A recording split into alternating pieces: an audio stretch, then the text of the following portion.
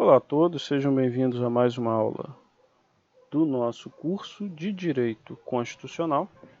E hoje, nessa aula, vamos falar de mais um inciso do nosso artigo 5º. Deixa eu aumentar aqui a tela.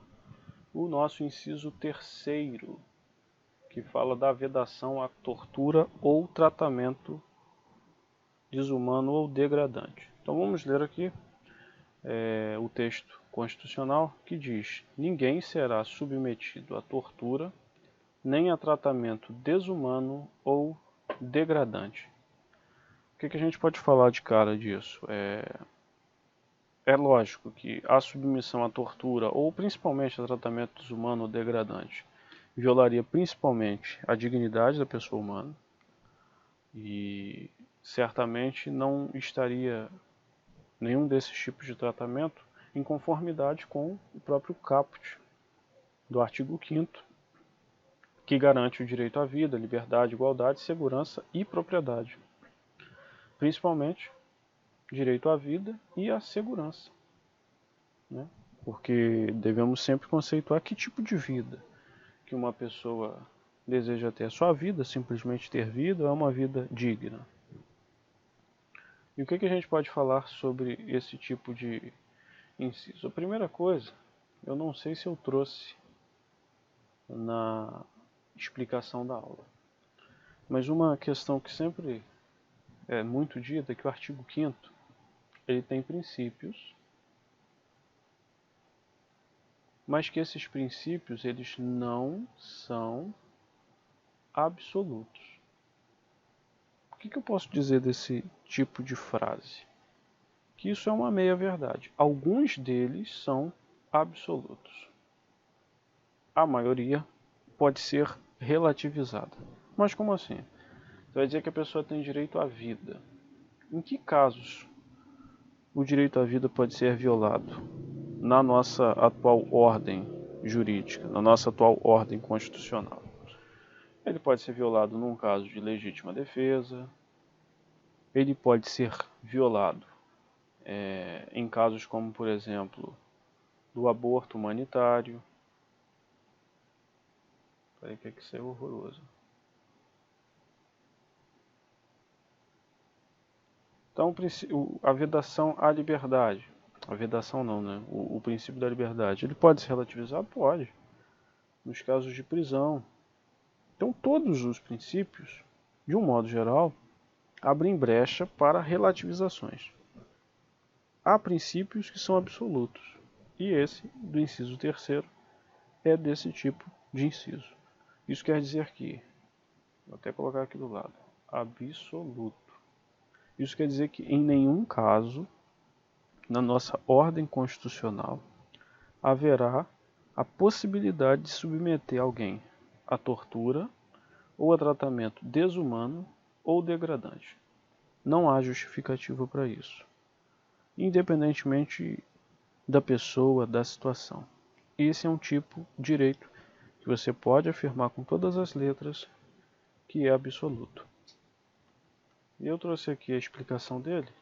Ele tem uma disposição com caráter didático na Constituição, principalmente sendo uma Constituição cidadã pós-ditadura militar. É um direito de caráter negativo. É aquele direito que você exige do Estado, da força estatal, uma abstenção. Não pode fazer isso. 3 tipos de comportamento de atitudes condenáveis e uma aplicação consequentemente subsidiária. Eu vou explicar essa parte final. Que são aqui, deixa eu marcar lá no texto, a tortura, o tratamento desumano e o tratamento degradante. Então, a tortura, o tratamento desumano e o tratamento degradante. A prática de tortura, eu vou trazer mais na frente o texto que explica, é o ato pelo qual se inflige dor ou sofrimento, esse sofrimento ou dor corporal ou mental, para obtenção de informação ou confissão. E por que é subsidiária? Houve uma prolixidade, e essa prolixidade, alguns autores questionam, mas de um modo geral ela é necessária para que possa comportar qualquer comportamento similar. Nesse sentido, é uma digressão importante. Há aumento do entendimento, há um aumento do conceito que se deseja firmar. Tortura é algo mais que tratamento desumano, que é algo mais que tratamento degradante. Então, quando diz a aplicação subsidiária, aquilo que não for considerado tortura, mas que, por sua natureza, é um tratamento desumano, vai ser criticado, assim como aquilo que for considerado um tratamento degradante. Apenas a tortura ela foi criminalizada expressamente. Isso é importante que fique bem claro, que é o inciso 43. Não houve a criminalização do tratamento desumano nem do degradante. Mas eles não são permitidos. Ninguém será submetido. E aí tem a súmula vinculante número 11, que acaba mostrando para a gente uma aplicação direta desse princípio, que fala do uso de algemas, falando que só é lícito o uso de algemas em casos de resistência, então é um caso, e fundado receio de fuga, outro caso, ou de perigo à integridade física própria ou alheia, por parte do preso ou de terceiros, justificada a excepcionalidade por escrito, sob pena de responsabilidade disciplinar, civil e penal do agente ou da autoridade e nulidade da prisão ou do ato processual que se refere, sem prejuízo da responsabilidade civil do Estado. Então veja o quão extensa é essa súmula vinculante. De que antes, qualquer pessoa que estava presa, por exemplo, num tribunal do júri, ou em qualquer situação, ela acabava sendo algemada. Hoje, só permitido nesses casos. E isso certamente não pode ser considerado uma tortura, mas encontra uma fundamentação, e aí vai depender da conceituação de cada um, mas num tratamento que para alguns pode ser considerado desumano e para outros degradante. Certamente a fundamentação acaba encontrando guarida numa dessas duas expressões. E eu queria trazer aqui diplomas internacionais relevantes para a matéria. Então, a Convenção contra a Tortura e outros tratamentos ou penas cruéis, desumanos ou degradantes, que foi internalizada pelo Decreto 40 de 91. Ela começa já falando, o artigo 1º, para fins dessa convenção, tortura, que é um pouco daquela conceituação que eu trouxe em cima, o ato pelo qual dores ou sofrimentos agudos, físicos ou mentais são infligidos intencionalmente a uma pessoa com o fim de obter dela ou de uma terceira informações ou confissões, de castigá-la por ato que ela ou uma terceira pessoa tenha cometido. Então veja que é um conceito bem alongado.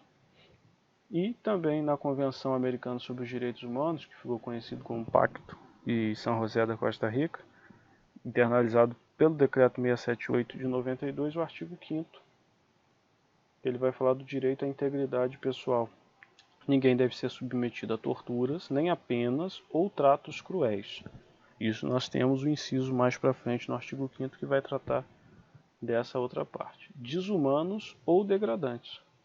Aqui veja que a mesma redação do inciso da Constituição. Toda pessoa privada de liberdade deve ser tratada com respeito devido à dignidade inerente ao ser humano. Então, basicamente, essa é a parte que eu gostaria de trazer com mais ênfase. É um inciso que a gente não precisa se prolongar tanto. E basicamente entender que esse é um dos poucos princípios que não vão admitir relativização.